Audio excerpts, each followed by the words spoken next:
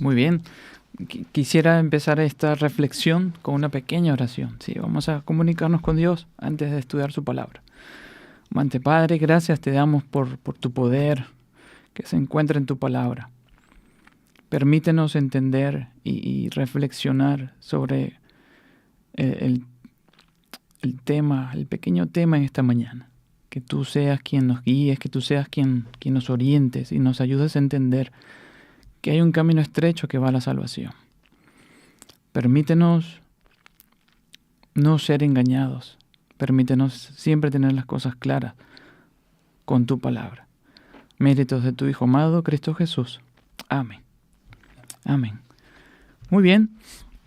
El tema o la reflexión de esta mañana trata sobre algo que nos involucra a todos. De una forma u otra, seremos marcados o sellados.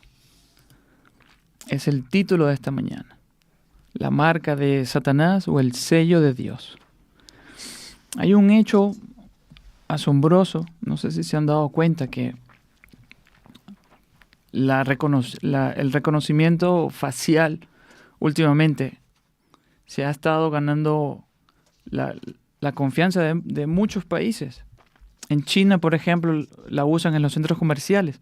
En el Reino Unido es para detectar las caras de los delincuentes.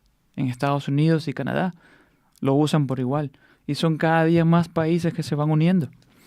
Hoy día ustedes van a los aeropuertos y somos reconocidos a través de este sistema. Entregamos nuestro pasaporte y ya hemos sido ubicados donde hay miles y miles de fotos e imágenes por doquier. También este sistema facial, de reconocimiento facial, permite detectar los consumidores a través de las compras. También permite descifrar las emociones en las personas. Saber cuándo estamos enojados, saber cuándo estamos alegres. Todo esto está guardado en este sistema de reconocimiento facial. Pero lo interesante es que para los últimos días, Dios tiene también un sistema especial para reconocer quiénes son de Él y quiénes no son de Él. En los últimos días estarán los salvados y los perdidos, los sellados y los marcados. Jesús dijo, hay un camino amplio a la perdición y un camino estrecho para la salvación. Y miren, ¿queremos estar en el camino correcto? Por supuesto, claro que sí. Y lo que da miedo es que muchos creen que están en el camino correcto y no lo están. Jesús dijo, muchos vendrán en ese día diciendo, Señor, Señor, conocemos tu nombre. Hemos hecho milagros en tu nombre. Hemos enseñado en tu nombre. Y en tus calles hemos sacado demonios. Y Él les dirá, no los conozco. Apártate de mí, hacedor de maldad, de iniquidad. Tenemos que asegurarnos de no estar engañados. Y el pasaje que vamos a usar en esta mañana es Apocalipsis, capítulo 14, versos 11 al 9. Y dice así, vamos a leerlos. Apocalipsis 14, versos 9 y 10.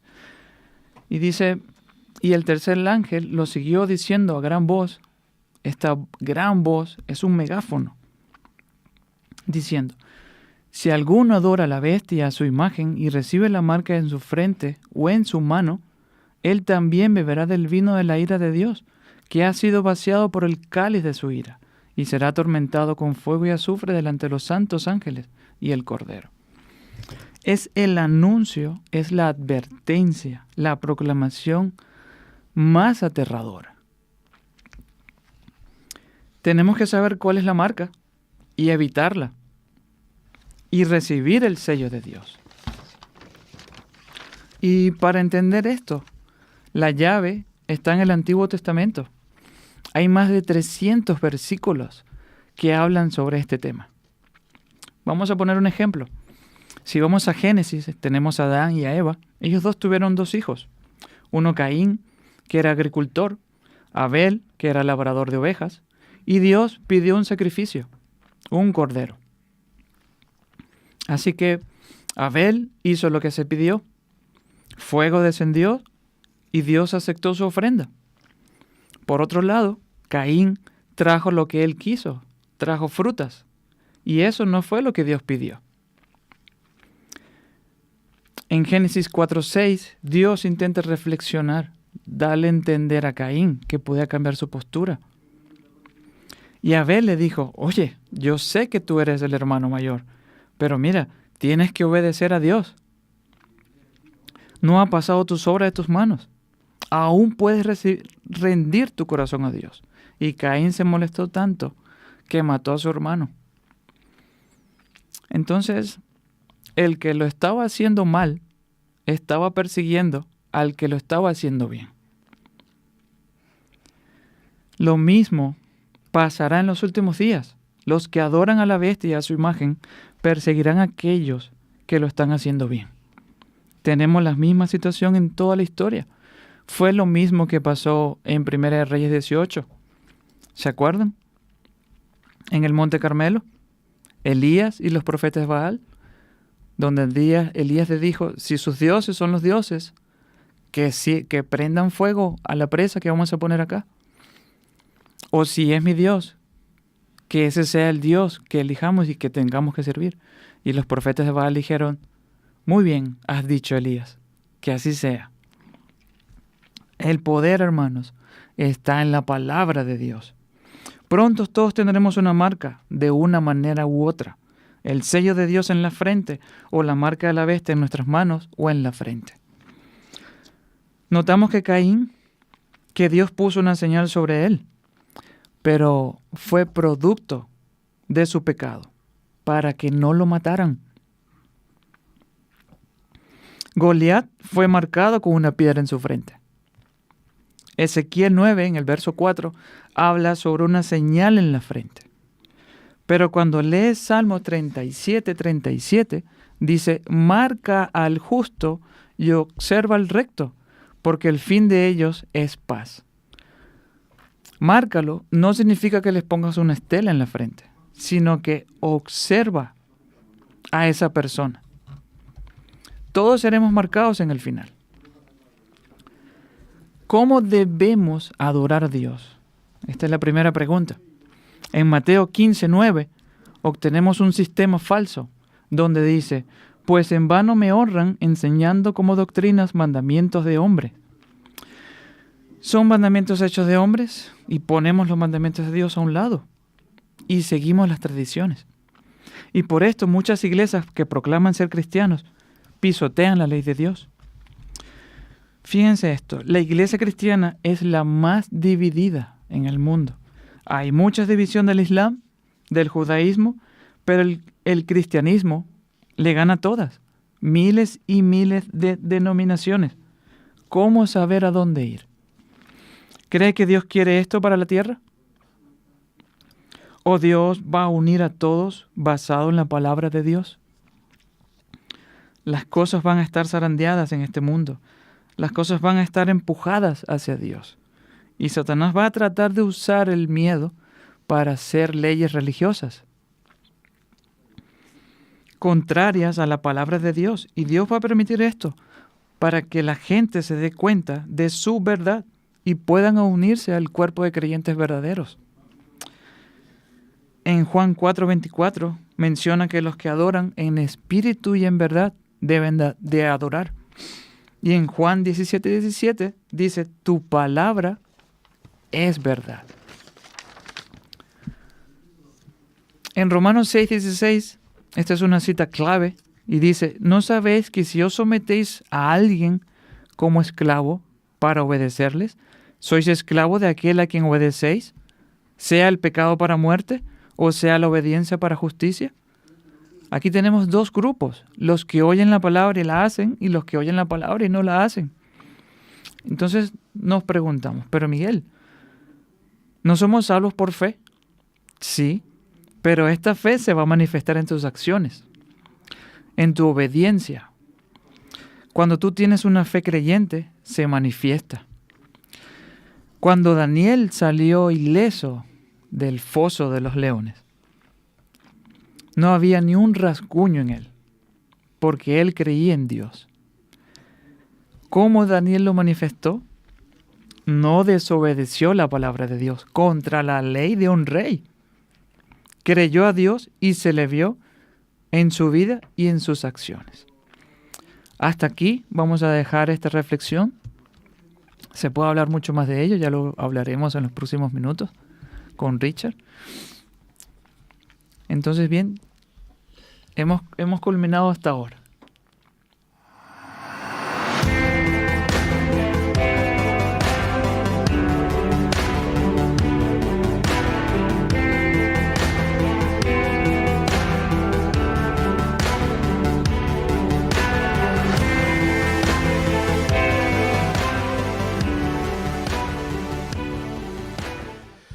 Bueno, déjame que te diga muchas gracias primero, Miguel, por compartirnos con nosotros este ratito y traernos un tema. Fíjate que esto a veces incluso a los cristianos nos divide, ¿no? Esto de la marca, el sello. Yo, fíjate desde dónde me voy a aproximar a este tema. La marca, el sello, no deja de ser una etiqueta. No. ¿A quién le gusta que le etiqueten? A ninguno nos gusta que nos vayan etiquetando, ¿no? Imaginaos, ¿no? ¿Por qué? Porque si te dicen, mira, es que Alicia es muy inteligente, qué lista que es, o yo qué sé, o Jaime, qué vago, ¿no? Es un vago, este es un pinta, ¿no? O Richard, que es un niño muy malo. De verdad. O Esther, qué buenísima, ¿no? Mira tal, esta qué guapa que es, ¿no? No nos gusta que nos etiqueten porque parece que es verdad, nos limitan. Además lo hacemos siempre desde un punto subjetivo, pero sin embargo es algo que es inevitable muchas veces hacer y somos etiquetados desde bien temprano. Es verdad que las etiquetas te limitan, te condicionan, sobre todo además uno se autoetiqueta muchas veces porque uno a veces dice soy un desastre, o soy un soso, o soy, ¿vale? Me gustaría ser de otra manera. Y es verdad que las etiquetas a veces son una distorsión. Ahora bien, punto y aparte. Porque decimos que las etiquetas son malas, porque evidentemente son etiquetas de juicio, son etiquetas negativas. ¿Habrá alguna etiqueta positiva?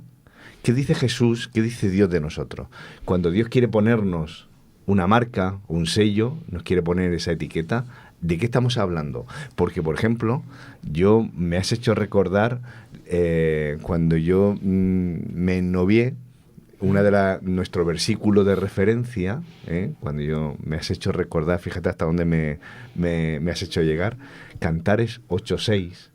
Cantares dice, ponme como un sello sobre tu corazón, como una marca sobre tu brazo.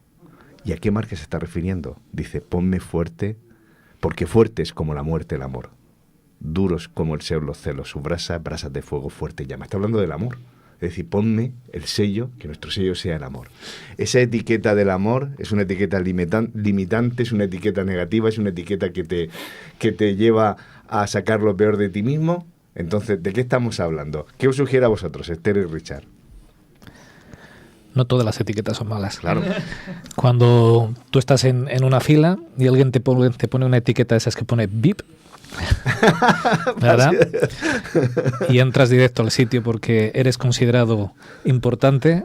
¿Verdad? Esa etiqueta es buena, ¿verdad? ¿Verdad? Esa me gusta, esa me gusta. Pues parecido a esta es la que Jesús nos quiere poner, es esa etiqueta de pase directo al cielo. Bien. Yo estoy de acuerdo con todo lo que has dicho, Miguel, pero voy a hacer un pequeño matiz. Creo que todo tiene que ver con el amor de Dios.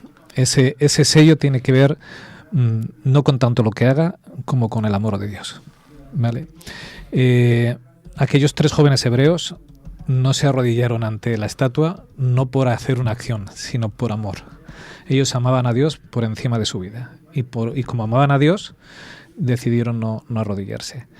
Al final del tiempo yo creo que todo se va a decidir por amor. Si yo amo a Dios y amo a mi prójimo por encima incluso de mi vida, o si el miedo es capaz de hacerme doblegarme ante aquello que sé que no está bien, porque no amo a Dios lo suficiente. Creo que todo irá definido no en tanto lo que yo haga, sino en cuánto amo. Y amo, y como tú decías, en base a lo que amo, es lo que hago. Pero si me centro solo en el hacer, nos pasará como estos de la parábola. Oye, que en tu nombre dice... A veces hacemos cosas para nosotros, sí, para aparentar, para que nos vean, y no es que las cosas estén mal hechas, ¿verdad? pero el fondo no es el adecuado. Yo creo que es importante que maticemos siempre bien el fondo. ¿Por qué hago las cosas? Creo que tenemos que enfocarnos mucho, pero mucho, en el amor de Dios. En tanto que me ha amado Él, y mi confianza tiene que estar depositada en ese amor. Y si lo amo, es que no hay nada que me pueda apartar de Él. Ujú. No sé si Esther piensa lo mismo que tú, ¿eh? A ver, Bueno, la sí. estoy viendo que se está aguantando. Esther, ¿cuál es tu aproximación?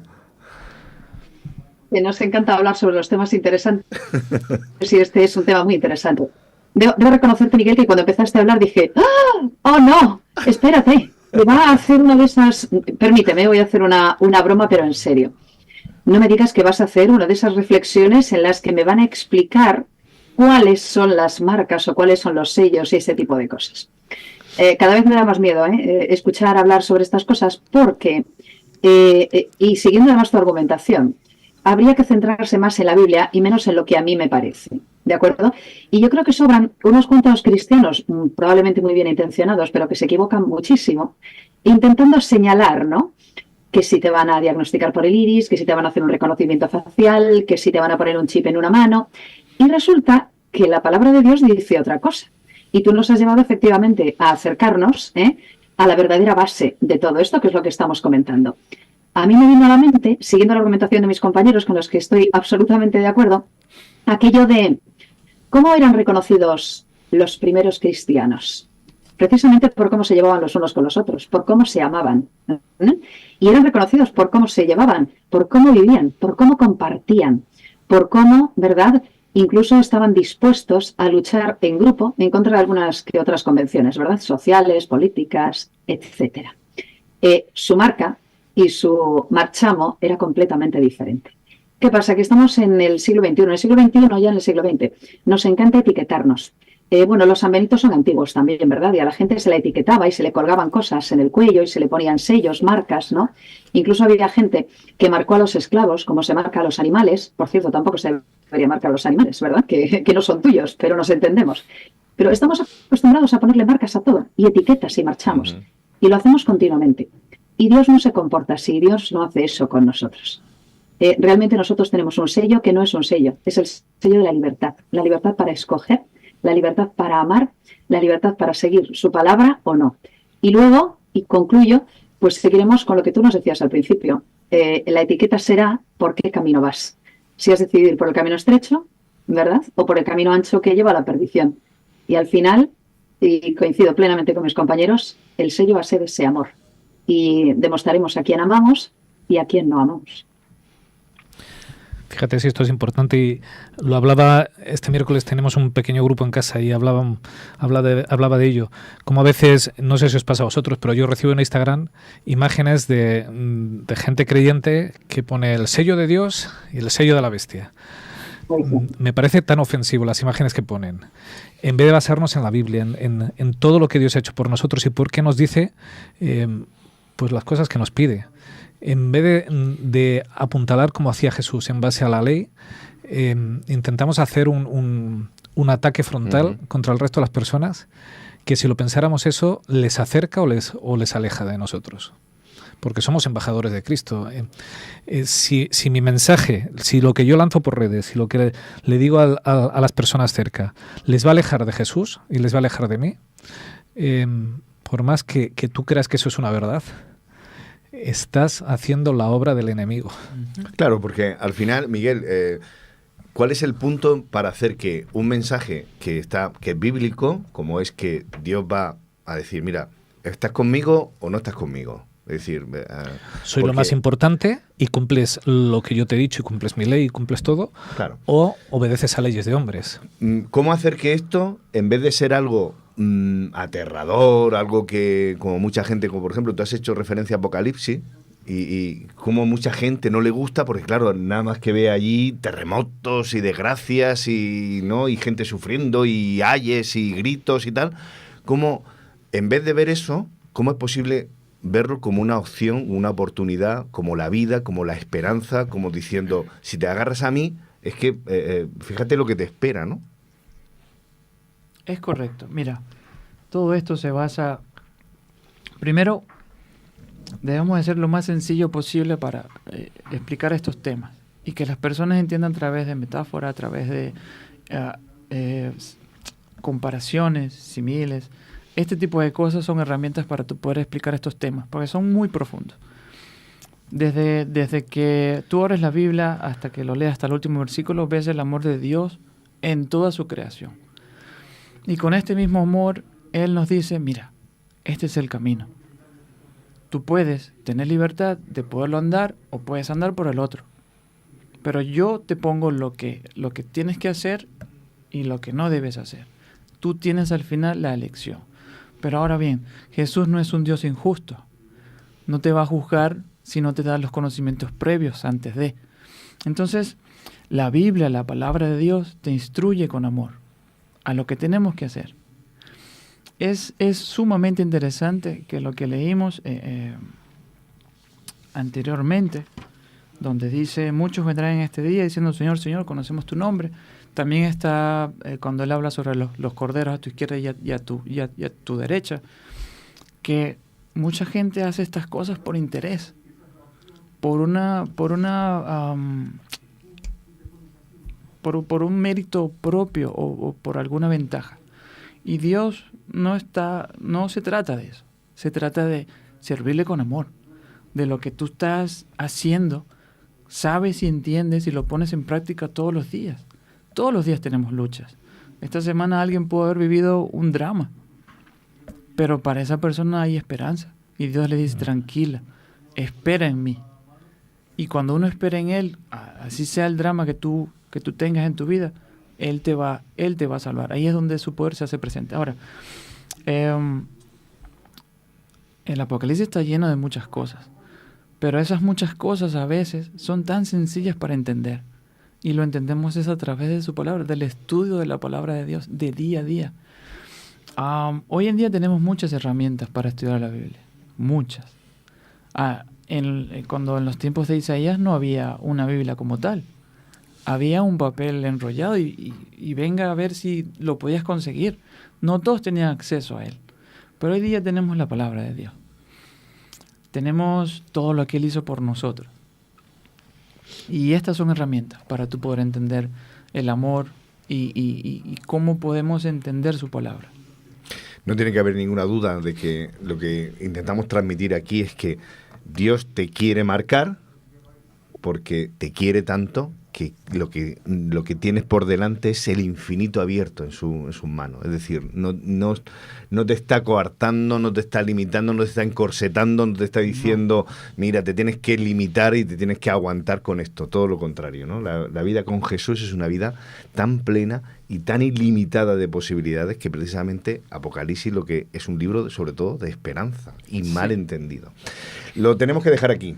Entonces vamos a seguir hablando y seguro que ahora retomamos en nuestra escuela de Biblia, pero lo que vamos a hacer ahora es hacer un pequeño refrigerio, tomamos un vaso de agua, Julián nos pone una canción y nos vamos enseguida a terminar y a concluir el trimestre de nuestra escuela de Biblia que estábamos con los Salmos. Pero antes, Julián, ponnos una alabanza.